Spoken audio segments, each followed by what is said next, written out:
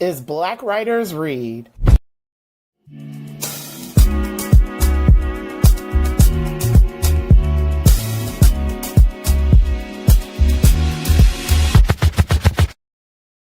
Good morning, everyone. Thank you all for joining me today for episode 29 of season 6 of Black Writers Read.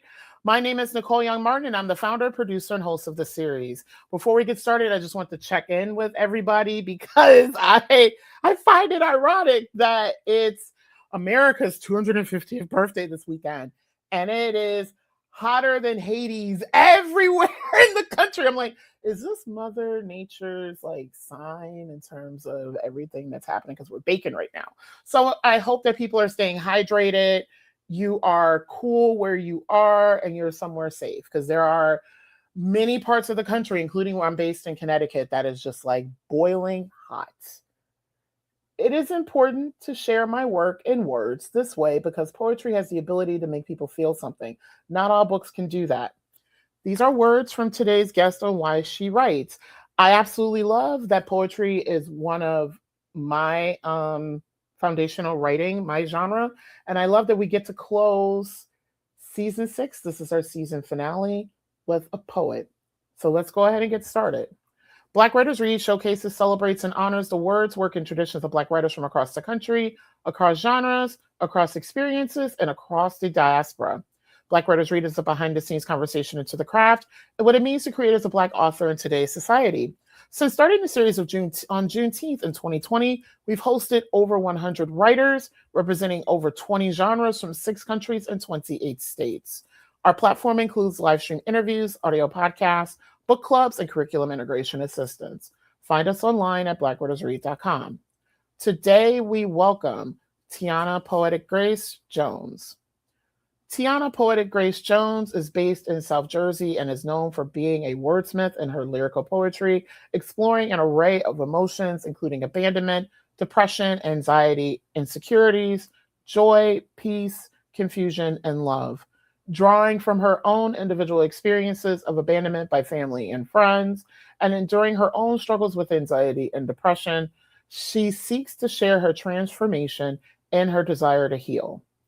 The Abandonment Shift is her debut poetry collection, and we will be talking about that today.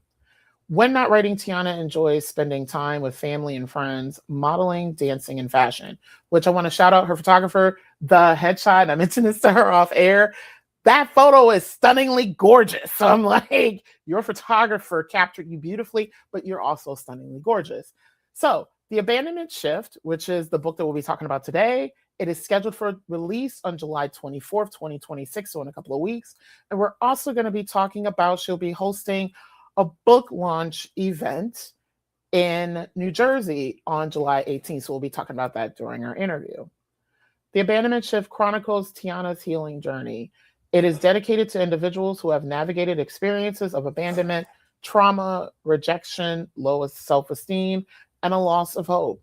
In this poetry collection, Tiana encourages readers to shift their perspectives, embrace self-love, and improve their lives. So for folks, if you've been following the podcast this season, this book pairs so nicely with Amaya Phillips's The Heart of the Mat. She's a poet, and she was on earlier this season. So I do hope if you're still looking for summer reading recommendations, please take a look at her interview, which after our chat, I'll be posting it in the description box. So you can take a look at that and also purchase her book along with Tiana's as well. For those of you who are new to Black Writers Read, here's the format. Tiana Poetic Grace Jones will read an excerpt from The Abandonment Shift, and then we'll chat. I will be monitoring the comment sections from the platforms people are joining us from today. We typically have folks joining us from Facebook and YouTube. Please, if you have kudos, flowers for our poet, if you've worked with her in the past, because she's been writing for a little bit. If you have questions, please put them in the comment section. We are joining us from today. I will monitor. I will compile the questions and either, excuse me, because my cough is back, y'all, pose them to our guests during our conversation, or find a good place towards the end to ask them. So I'd now like to welcome Tiana Poetic Grace to the virtual stage. Hello. Hi, how are you? I needed to take a cough break That's how I'm doing. So for folks who have been following me for the past 6 years, since I got COVID, I only had it once. I got it in 2022. I've had this like on and off cough. So, but other than Mhm. that, I'm good. How are you? I am super excited to be here and I'm really thankful. So I can't complain. Well, go ahead and turn it over to you, and I'll be back to chat. So happy reading. Okay, thank you. This first poem that I'm going to share with you guys is called Wise Women Weaponize Worship. It's one of my favorites because I feel like it kind of definitely ties into what we're experiencing a little bit today. So, yeah, let's get into it. This world is cold, filled with foul, fickle follies, wandering around lost, wanting to feast on innocent souls. Not tempted to break the mold of being icicles and instead nurture the beast every time they feast. Relentlessly preying on their next victim. Lurking around the corner thinking they have the upper hand when they're only a piece of a bigger plan. What they see is not reality. The truth cannot be seen with the human eye. What they see, what we see are lies masking evil trying to deceive us into letting them hide inside. Calling themselves friends, husbands, wives, cousins, colleagues, aunties, uncles, mentors, and even parents. Nobody is off limits if they can run interference between giving God glory, hoping to cloud our minds with distractions by using our own fears and doubts as the main attraction, speaking death into us, trying to wear our spirits and drain our faith battery, injecting poison of, you are not good enough. You are not worthy. You are ugly. There is no anointing over your life. You will never be successful, and this will always be your life. Taunting us day and night with memories of the past, disrupting our sleep, seeping into our subconscious and shifting our security to obscurity, intending the poison to rot us from the inside out, leaving an empty shell of who we once were. Evil wants to blur the lines between reality and fantasy, but it will never overpower a woman who praises and prays. Prayer and praise protect people from poison polluting our souls and becoming cold like the world. Power drives the flesh to force others' hands to follow rather than protest, creating armies filled with foul, fickle follies, thinking control is all they need to help them win the battle. Too simple minded to understand this is a war that cannot be won in the physical realm. The power they think they possess is all just a test to see how easy it is to manipulate them for the enemy's gain, weaponizing their pain as leverage and masking it with fame, money, and pleasure. As insurance, they will remain loyal to the very thing that fills their life with rain, yet brings no harvest to heal their stomach pains. Internally, weeping to see the sun again, but settling to give others pain to ensure they are not the only ones broken.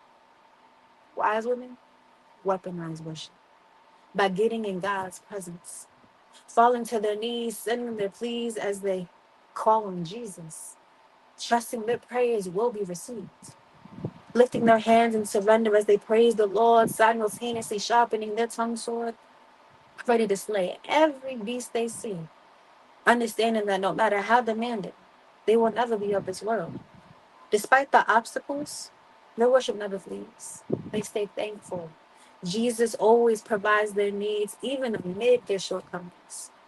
Walking in confidence, knowing victory is already won, with every song sung is a covering that protects them from the world's poison. Thank you. Okay, this next one is called Forgiveness. It's a little shorter. I wrote this a while ago, but I feel like it's like what we all need a reminder of sometimes, especially when people hurt us, because we want to be like, nah, but forgiveness is always the light, okay? Hurt people, creating a vicious cycle of hurt roulette, never knowing who will be next. As an attempt to protect our hearts from receiving new scars, scars that have built bars around our hearts to prevent having to restart in case those who claim to love us decide to depart, without considering how their exit may leave a mark. continuing the cycle of hurt roulette, on the hunt for who will be next, trying to feed the pit of despair that lingers in the air like pollution, contaminating the atmosphere, drawing people near and spitting them out anytime their actions trigger doubts, failing to see that forgiveness is the true key. It is hard, but if done right, it is the way to heal the scars correctly, destroy the bars, melt our cold hearts, and put an end to hurt roulette, instead of finding new men and women that hurt next. There's no true protection from rejection, but forgiveness will always lead you in a healthy direction. Thank you. Those are the two. Yes, I'm hearing, which I saw somewhere on the interwebs, that folks who were on Def Poetry Jam back in the day, like on HBO, I think it was what, like in the 90s, because I used to watch it a lot. Yeah. We're doing a reunion. This is very much reminiscent of that time period. Like Really? and Thank you. which I hope that you also plan on doing like an audiobook or something, because I love that your poetry also lives really well off the page. Like I feel like people need to also hear it and not only just read it. So I hope that Thank you, you. Thank yeah. you. I definitely love hearing poets speak versus than just reading. Like reading, yes, is beautiful. But when you hear poets, I feel like it gives like different nuances that you might not be able to pick up because you didn't write the piece. And then it brings it to life. So I am really glad that you said it because I am thinking about doing that. That is, yeah, I am definitely thinking about doing that. Yeah, so I will send you because I did what year was that? Because I my first poetry collection was inspired by like loss and grief and hurt and all those things. I did Mhm. a live spoken word album in 2018. Oh, that's super cool. Yeah, so I'll send you that information so you can just take a listen. And if you need help in terms of like putting together a project, definitely reach out to me because Oh, thank you. I want to uplift your work because you are amazing. And I was like, yes, another spoken word artist. So I was like, yeah, Thank you. I genuinely appreciate that. I really do. yeah. Thank you. And speaking of, and I'm going to make sure to link this also too in the description box as well. Earlier this season, we had on Tariq Rashad, who was another spoken word artist based in New Jersey. And Period. yes, and his work is very similar to yours as well in terms of how you tap into spoken word to talk about grief and loss. His was a little bit different than Abandonment. His Yeah. he lost his mom tragically, and that's what Mhm. his recent poetry collection is about. Yeah, that's tough. But Yeah. I'm really excited to read how he like expressed that Yeah.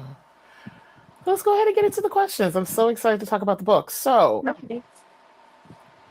your first poetry collection is titled The Abandonment Shift. And joining in the tradition of Black Writers Read, I'm asking the question of what is the origin story of The Abandonment Shift? Why this title and why this collection right now? So the origin story of the abandonment shift has is split in two. So the abandonment portion, it comes from different parts in my life where I felt abandoned from those that I loved and cared about, but also myself. I feel like a lot of times people tend to view abandonment only as an external like interaction, but it's also very much internal. And I dealt with a lot of people who didn't really respect my boundaries, and I would allow them to disrespect my boundaries. And I feel like that also created the turmoil that I was feeling inside, despite the other people that did cause me pain. So that's where the abandonment came from. And then the shift part came from me having the courage to want to heal. I started going to therapy back in like 2018, I want to say, and she she's not a therapist anymore, but she did her thing. Okay, she helped me find different root causes for why I felt the way I felt, for why I felt like I had to punish myself in different ways, and with the shift, I wanted to really just make it very plain and simple, the abandonment shift. Like, yes, I did feel abandoned, but I don't anymore. Like I have grieved those processes, and sometimes I still definitely deal with those pains. It's like a wound, right? Sometimes the deepest part is healed, but sometimes when you touch it, it still feels a little achy. So the abandonment shift, I was like, yeah, that's what we're gonna go with. And why now? I actually, so God was telling me to write the book a couple years ago, and I was like, write what book? Who and what am I writing? Like, tell me what I'm writing, because I was like, I don't want to still work the 9 to 5, like, because I'm a toll collector full time, and I work that overnight, and I was like, I don't want to do that. Like, that's not what I want to do. And I work with kids after hours, like after their school hours, and I love kids. Like, I genuinely do love kids. So that even though they can be a little trying sometimes, I feel like they're my break from reality, because like kids always have like this light about them, so it makes me feel more energized. But he was like, yeah, write the book. I said, I don't know. So me being disobedient because I didn't really have the vision, or I wasn't also seeking him for the vision, because I just felt like what I had to say wouldn't really matter. I felt like it wasn't. I was allowing myself to compare myself to other poets, and that's not how poetry is supposed to be. Everybody has their own individual expression. So a couple years ago, he gave me the vision, and 2 years ago, I was like, okay, I'm gonna start doing something about it. So I was like, I have all these poems because I took a creative writing class in 2017. So that's where I really started. I said, I have all these poems. And then I was like, okay, I'm gonna get the cover together. I had the front and the back cover done. I said, okay, I feel like I should make a little promo video, something a little cute and different to like get it out there. But then it still didn't feel complete. So I was like, well, I guess we're just gonna thug it out and see where it takes me. And then this year I was like, I'm gonna shave my head. I'm gonna start off new and we're just gonna go for it. So I was like, if I don't publish it this year, it's not gonna get published. And here we are. It was now or never. That's how I told myself, and that's where we got. Wow, congratulations. And I didn't realize you only just recently started writing, like, what? I can't math right now. Like 8 years ago, I was like, I'm trying to Yeah. math. Yeah. It is pretty recent. It is pretty recent. I've Wow. always written and like journaled, but I've never actually tried poetry. Like I've always loved poetry. Poetry has always captivated me. And actually, fun fact, my friend Grace, she is such a beautiful poet. She doesn't share her poetry anymore. I hope she comes back to us, because I remember I went to this event she told me to come to. She was like trying to advertise Africana studies for a minor at college. And when she spoke, I just felt so mesmerized. I said, I hope I could do that one day, because she ate that down. And she like also low key inspired me to like go on this journey. I never told her that. So I gotta tell her that. But yeah. So yeah, it was pretty recent. It was definitely pretty recent. And I didn't realize, because I was wondering, so for folks who are joining us and who will be listening to the replay or the audio podcast and coordinating the interview, not to put your business out there, we were both like, I was getting emails from Tiana very late at night. She was like, my work's got, and I was like, well, I'm curious, what does she do for, you're a toll booth collector? Yeah. Yeah. Wow. Yeah. I know it's very random, but yeah. More power to you to do that work. Cause I'm like, wow. We got, Thank you. yeah, and you say you don't, like let's get you let's buy her book and get her off those roads. Thank you. Thank you. Thank you. Yes. So I'm gonna jump ahead a couple of questions because you've already done such a great job of responding to some of my questions. Because for folks who are new to Black Writers Read, I send my questions ahead of time because I want this to be a very collaborative space. So the book, The Abandonment Shift, it Mhm. begins with blind and ends with healing journey, suit up. And one, I want to apply. How many poems are in the book? Because it's a lot. There's like 71. Healing Journeys is 71. And when I was doing it, it didn't seem like I was putting that many when I was like trying to figure out how to like categorize it, like from like the abandonment to the shift, because some also have like a little bit of both in them. And I was just like, oh, well, okay. I guess that's what it is. I guess that's what it is. Yeah, that's a lot. Oh my God, that's a lot. And I do have a question about the writing process, but what is, Yeah. So yeah. So I started off with blind because outside of my creative writing class, if you asked me what I wrote, I couldn't tell you. I submitted them for the final assignment and I never went and got it. It was just, it's like a blimp in the air. I saw it, it's gone. So this blind was the first poem I actually wrote outside of that class. And I was dating a guy who wasn't that great. So, but at the same time, I still had deep feelings for him. And I also understood that despite whoever might be the most at fault, it still takes two to make a relationship work. So even though he wasn't that great, there was also points in me that weren't that great to him too at times. So I was like, blind, I feel like it's like a full circle moment. It's where I started to put, even though like my abandonment starts earlier before him, he was the first catalyst of the poetry for what activated me to actually start actively writing. So that's why I wanted to start with that. So shout out to him. He got his little flowers. For the healing journey suit up, I'm not gonna lie, it just felt right to put it at the end. It wasn't really some great thing like, oh my gosh, this has to be the ending moment. No, it wasn't that. It was, if you ever heard of Evie McKinney, she's a gospel singer. She has Yes. this period. So she has this song called E6.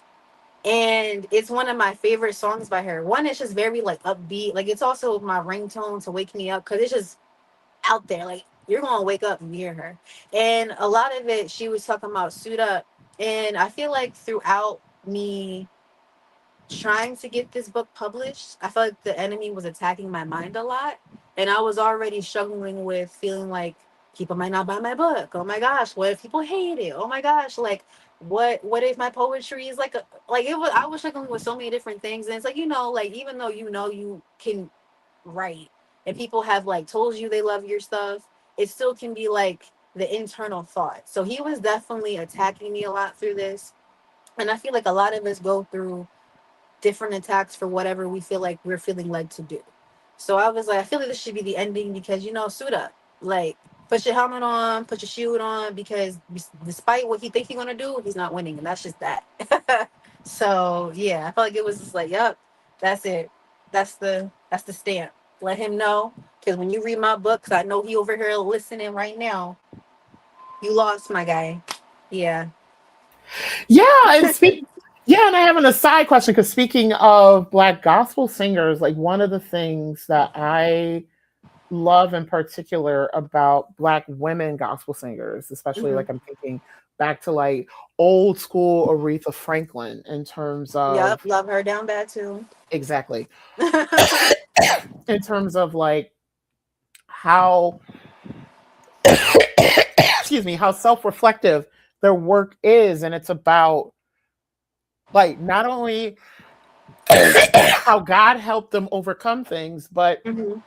what are the things that they did in conjunction and in partnership with God to get over their journey. So I'm curious, who is your favorite gospel singer? I don't have one. So the way that I'm set up with favorite things, like I can be very indecisive. Like I have five favorite colors for real. So like it depends. It depends on how I'm feeling. I would say maybe Corinne Hawthorne. I really do love her work. Corinne Hawthorne, I do love her. I do love listening to her, especially her rendition of Smokey Norfield, I think his name is, of I Need You Now. I don't know if that's his name. Sorry for messing up your name, but I Need You Now, she did that because I remember Apple started doing this thing around Juneteenth where like newer artists would like take older music and like make it their own. And the way she did that, I said, he's still king for that song. But she's a princess to that. She really did eat that up. So I would say she's definitely one of my favorites. But honestly, I just love gospel music. Whatever I'm feeling, I just let my feelings guide me to what I feel like I need at that moment, and that's just what it is. That's just how it go. Nice. And I love how my co-hosts, I have two dogs. I don't know Oh, what they're hi. what they barking at outside, but y'all interrupting my interview. So shh. This poetry collection explores emotional struggle, self discovery, betrayal, and forgiveness, all very deeply personal topics. How long did it take you to write The Abandonment Shift? How did you prepare yourself personally to write these poems? And how did you select the poems for this particular collection? So I want to say technically, I guess it took me 8 years to write it because that's how long I've been writing. And I would just write it. I would just start writing. I got to the point where, like, when I was in the thick of my depression, I was just like, all right, God, I would be right at the toll booth because there was no cars coming through. I'd be like, God, I have so much on my heart and I just want to put it into paper so I'm not feeling it as heavy anymore. And it got to the point where I would say whatever was in my mind and it would just start flowing. And there was like a good couple of months where I would just flow. And then I would get stuck because of either personal issues or because like societal issues, because like society be having me a little messed up sometimes. But yeah, I would say about 8 years technically, because that's when Blind was first written. And then I'm sorry, what was the rest of the question? I started getting brain fog. Yeah, I got these long questions. So, given that the work is so deeply personal, Hmm.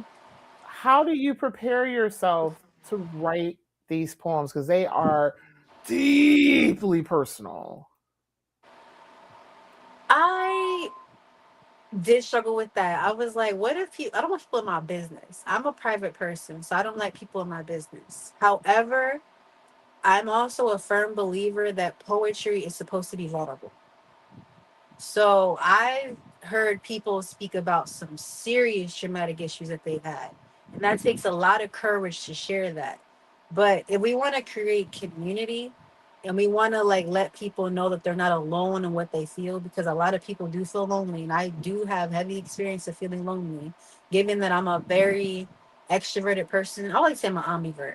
Extroverted person. I understand what it means to feel lonely, even though you're surrounded by a lot of people. So I wanted my poetry book to not leave me feeling like, oh my gosh, you know me for real. Because there's just pieces. You only know pieces of what I told you. And some of it is very ambiguous. So you could go crazy what you think I'm writing about. But I wanted it to be very personal for the simple fact that I wanted to challenge myself to be vulnerable because I do struggle with that. And also allow people to hopefully feel inspired to be vulnerable too. I feel like vulnerability is something that a lot of people struggle with, especially in the Black community, because we always feel like we have to have a certain type of look to us because the world is judging us for whatever reason. But I just wanted that to not be a thought. I wanted it to all be very open from my heart to yours. However you receive that, hopefully in a good way, hopefully it's like a warm hug. I just wanted that to be what it is. So yeah, it was more courage. It was like, but we're gonna do it anyway. Yeah, and thank you for mentioning about about us Black people and vulnerability. I know for myself, and it's something that I really want to explore in my own writing. And I'm not Hmm. saying we all do this, but I feel like probably one of the reasons why it's hard for us to be vulnerable is because I feel like many of us are always putting ourselves out there and giving like 1,001% all the time. And then people continue to take advantage of that without repouring our cup. Like they're so quick to empty our cup for themselves, and they're not quick to fill our cup back. Because I know recently I've had like a really traumatic situation happen after really making myself vulnerable and pouring myself into the process.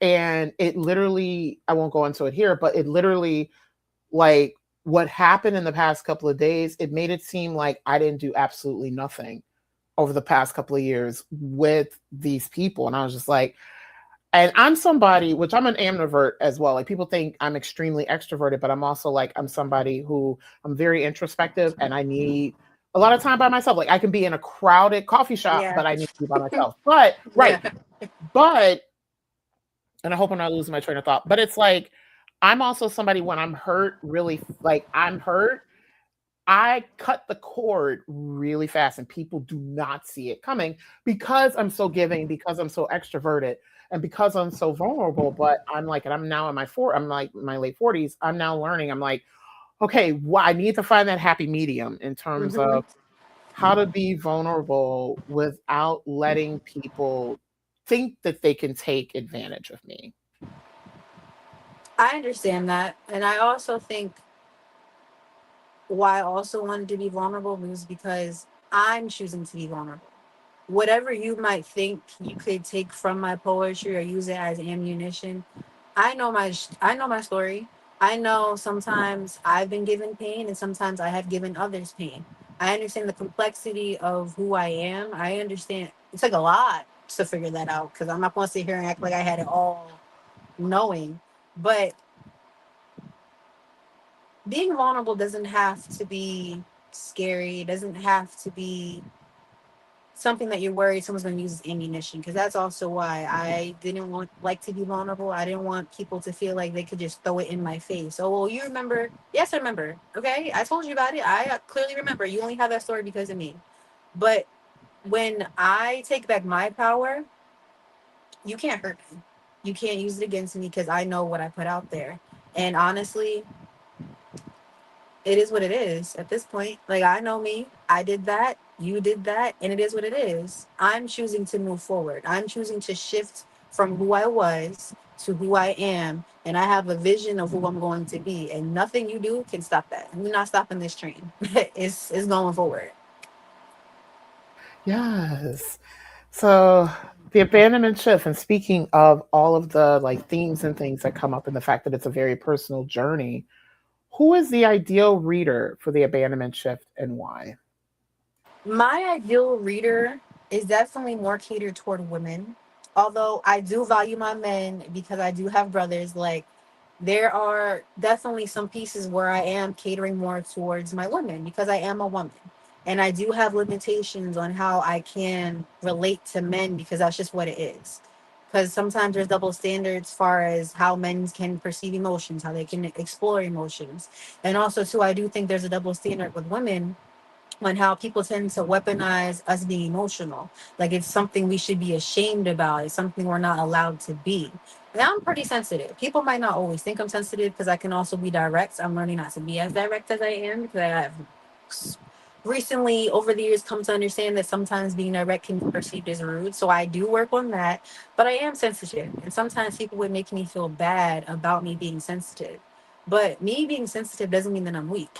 It just means that I'm more empathetic and understand different things on a more emotional level.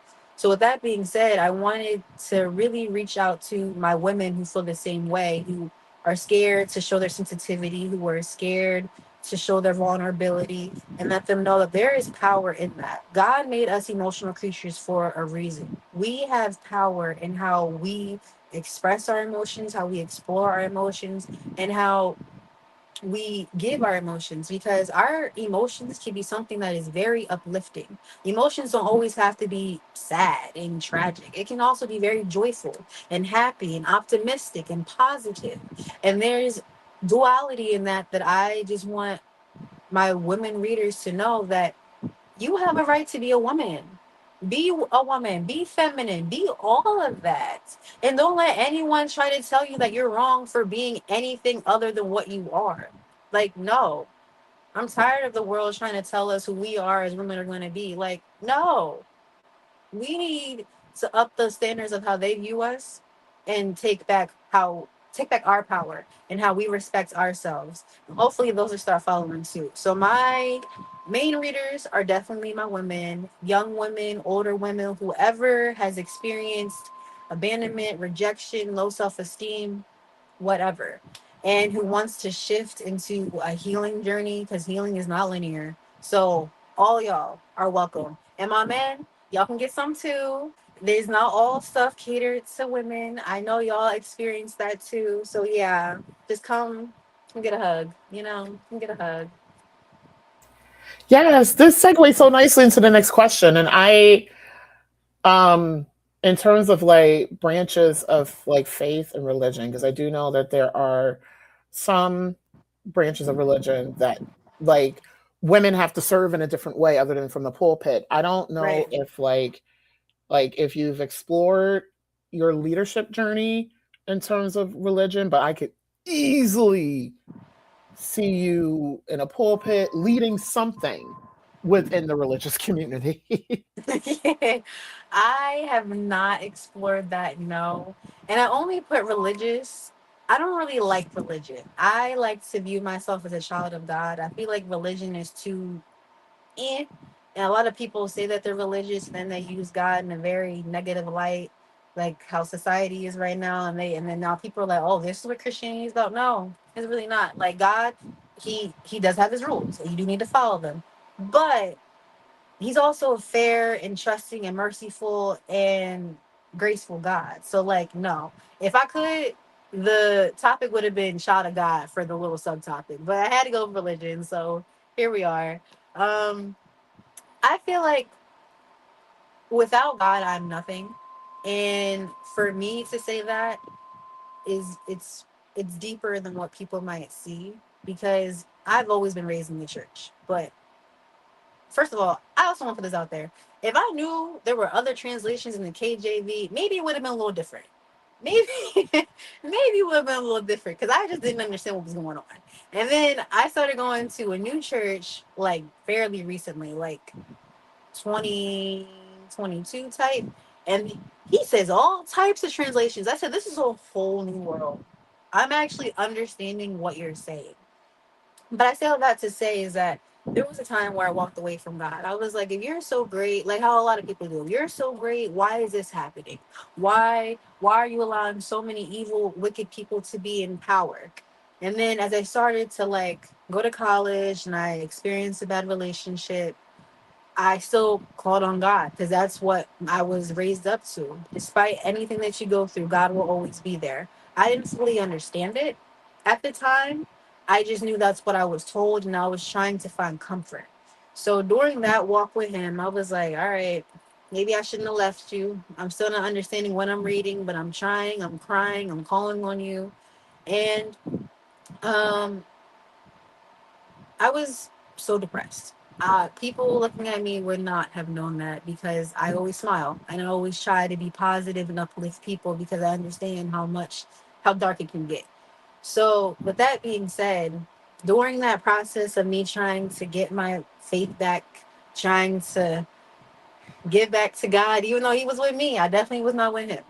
And that whole journey of being with Him and like understanding that bad things happen because there are wicked people in the world because God gives us free will. He gives us free will. And in that self, it's like I can be mad at him because he does have the power to fix all this at the snap of his fingers. Right. But because he loves us so much, he doesn't want to take away our free choice to follow him, to be in connection with him. And when I started to really understand that, I was like, okay, cool. And then little pieces here and little pieces there. I'd be like, okay, this is how God did show up in this. Maybe I didn't get everything I wanted, but there's also grace in that because thinking back now, if I would have gotten everything I wanted at different parts in my life, I definitely would have fumbled it. And then I would have been like, God, why didn't you? And I'm like, no. As like a dad, they understand they understand what each child needs, right? And as the child, we don't always understand what a parent is doing. Like I can't even still talk about what parents do because I don't have any kids of my own. But I am understanding still how God has always been there with me, even when I thought I was alone. Because he was the one who gave me comfort when I called on him. He was the one who gave me comfort when I prayed to him. There were many nights I went to sleep crying but woke up in such a great mood I wouldn't even have remembered what I was even crying about. And with all that being said, I just feel like he is the abandonment shift. Like even when I felt like I was abandoned, he never left me. And when I started to like really let that sink in, I cried so much. And it wasn't sadness, not one bit. It was so much joy that I couldn't even give it justice and how to like fully express what I felt. So yeah, God gets the glory. I love him down bad. That's my dude. Like that's my dude. That's my guy. That's my dad, for real. I love what you said. God, that needs to be a t-shirt. God's my dude. That's my dude. That's my dude. That's my bestie. Like that's my bestie.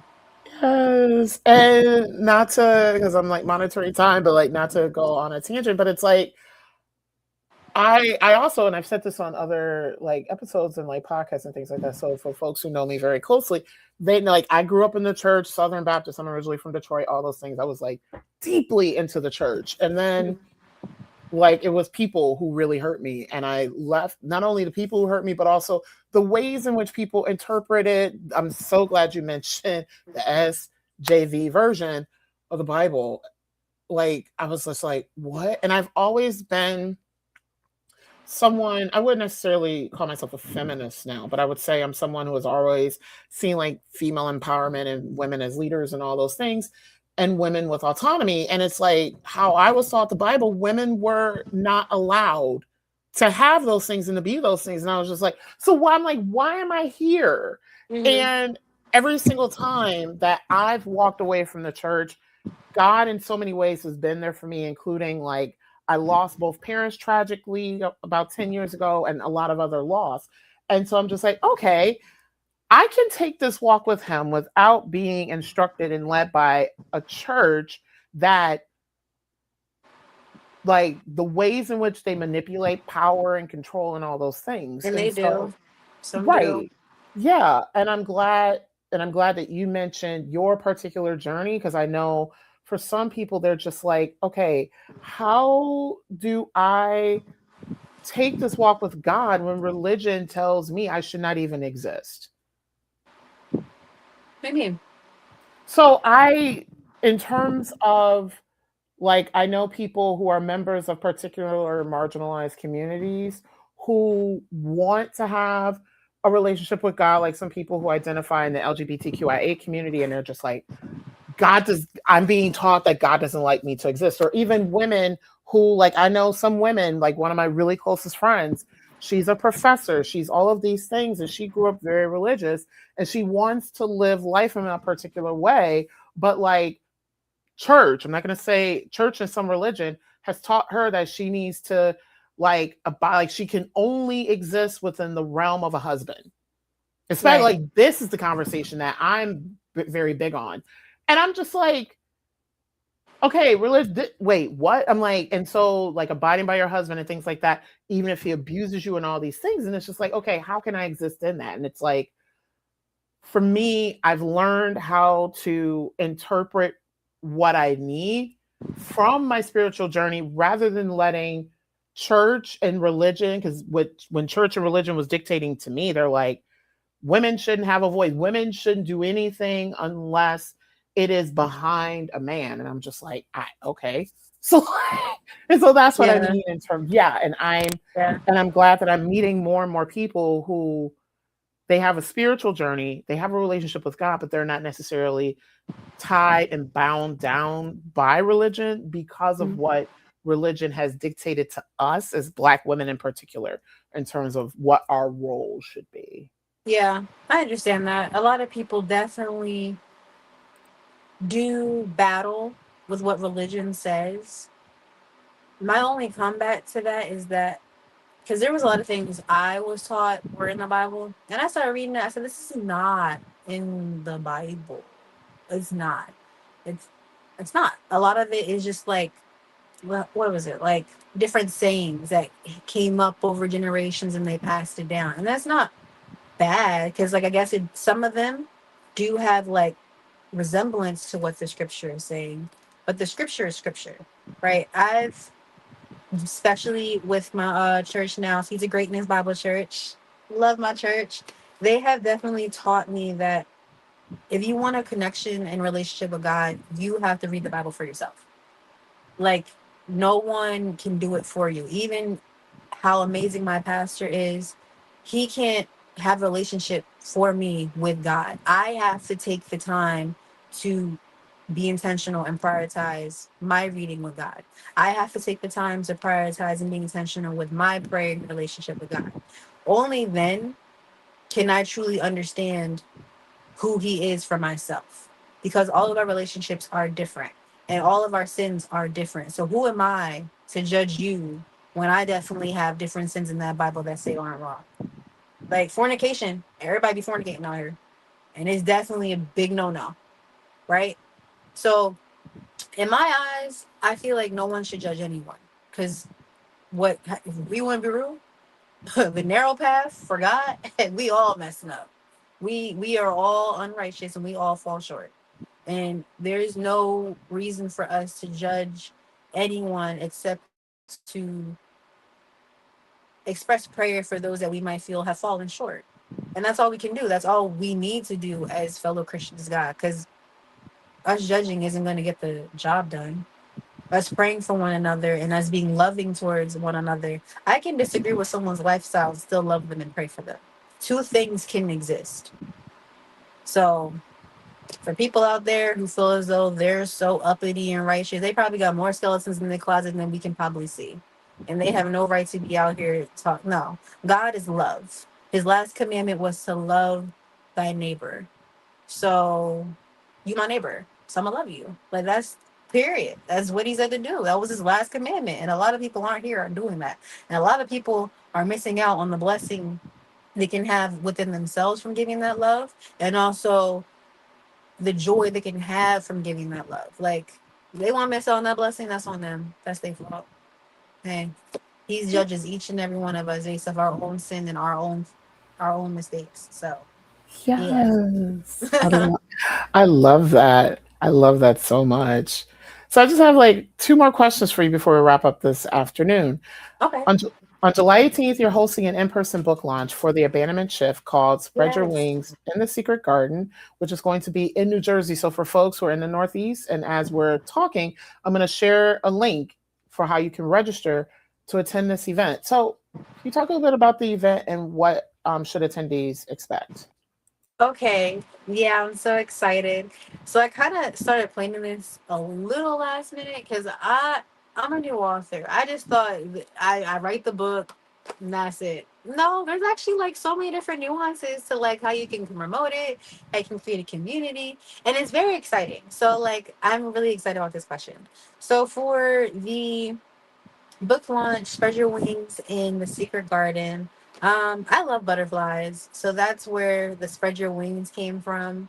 And fun facts, through me writing this book, every time it was spring and summer, I would see so many beautiful butterflies around my house. They would fly around me. So I just feel really connected with butterflies. So I just wanted people to experience the joy I have with butterflies. One. But really, I just want people to see me as the author behind the pages because I know what people might read, they might not read it in how I say it. And I'm a very expressive person. You might think I'm over here laughing. No, I'm very serious at this point. Or you might think it's very serious. And no, I'm thinking it's a really light moment. So I want people to get a little taste of what they're reading so that way hopefully it can add to what they might be able to interpret of what is being said.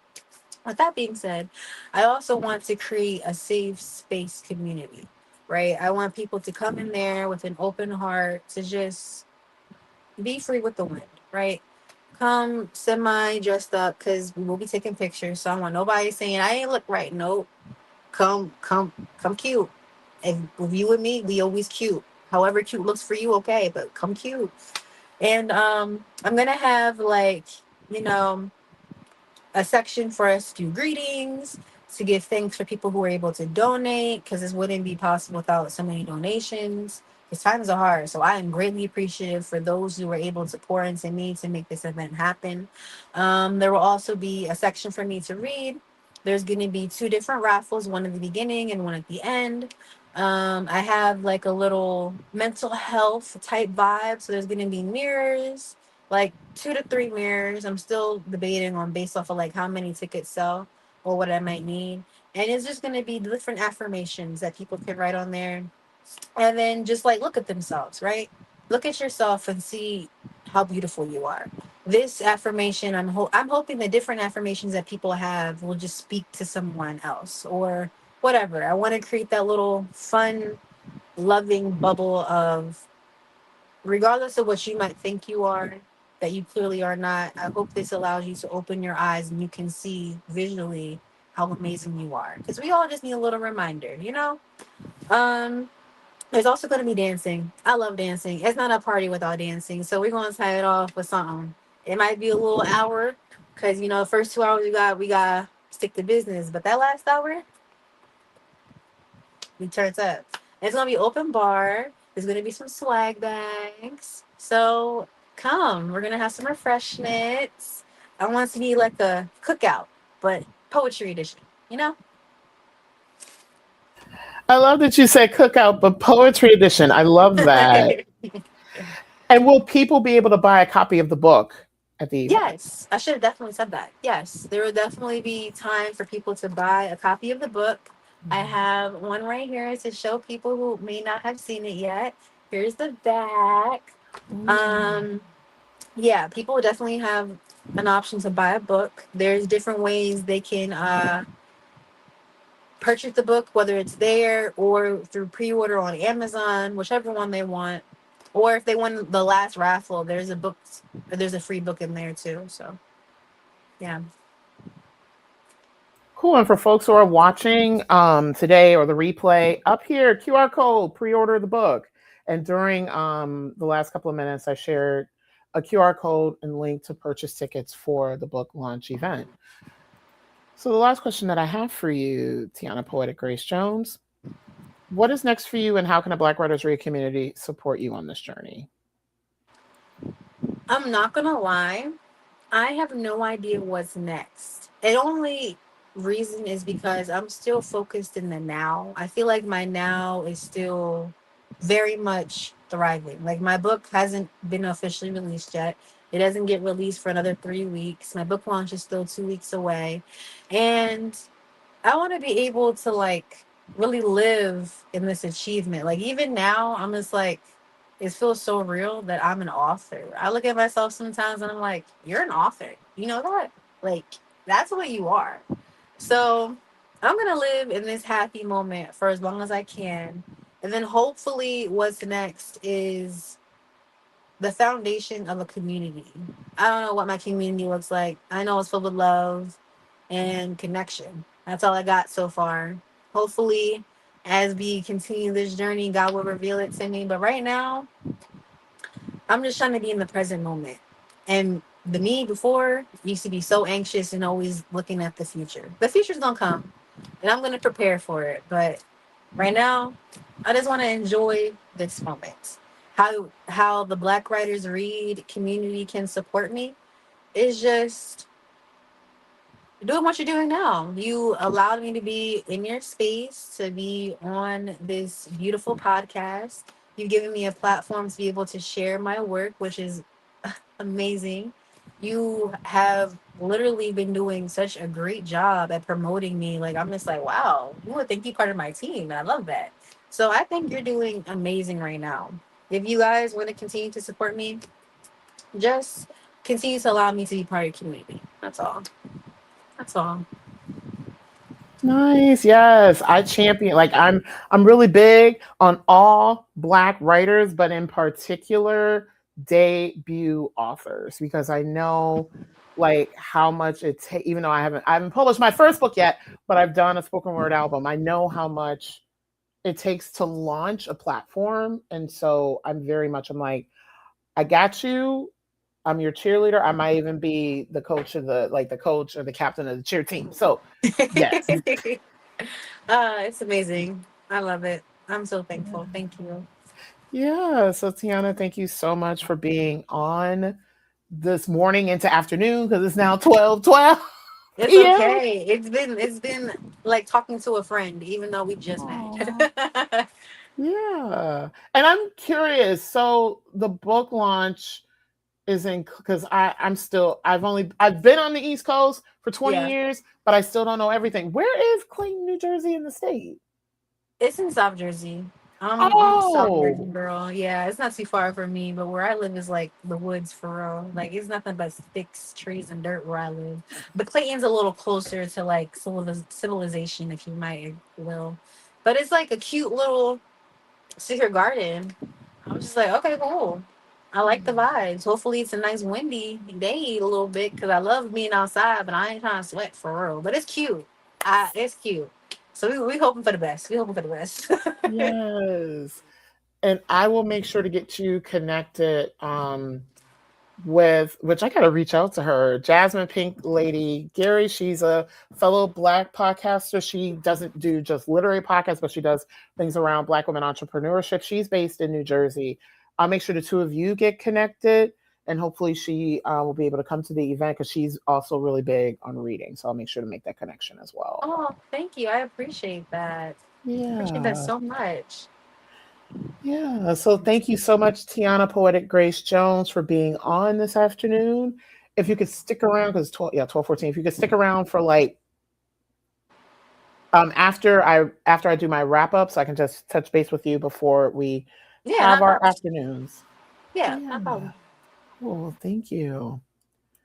So thank you all so much for joining us for episode 29 of season 6 of Black Writers Read.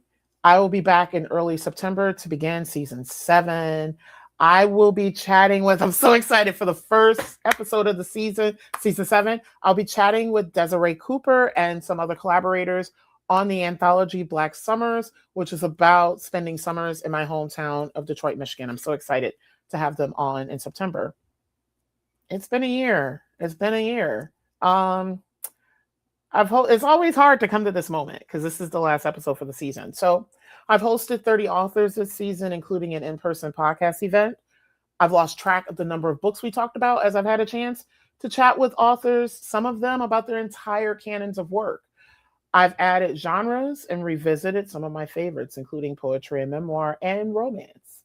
More importantly, I learned a lot along the way, things that will help me with my own writing journey. Because a lot of times I tell people, you are joining me for my conversation in my little workshop with our guests. And I hope you learned a lot too. Support Black Writers Read by subscribing to my YouTube channel, where many of you are joining us from today, Nicole Young Martin, or the audio podcast, which is available on Apple Podcasts, iHeart, Spotify, and Amazon Music. Feel free to drop a review of the podcast while you're there.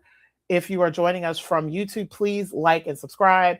I don't plan on ever monetizing through YouTube because there's but I want to be able to make sure that this podcast and platform is coming up recommended to other folks. And there's my co-host Mocha. Over the summer, I will be finishing posting the audio from past interviews of the season on the audio podcast, so people not only have to sit in front of their computer or phone to watch an episode. It's portable. They can listen to it in their car, on the way to work, and all those things. If you are able, please support us on Patreon. We're on Patreon under Black Writers Read. You can also support this platform by one of these many forms. This is a self-produced, independently produced. I want to give a shout out to my associate producer, Candace. And this is also self-funded. Please help me sustain this award-winning, independently produced platform. To learn more about Black Writers Read, find us online at blackwritersread.com. Thanks to all of you for joining us this afternoon, and more importantly, for ensuring that Black writers continue to matter. I will see you next season.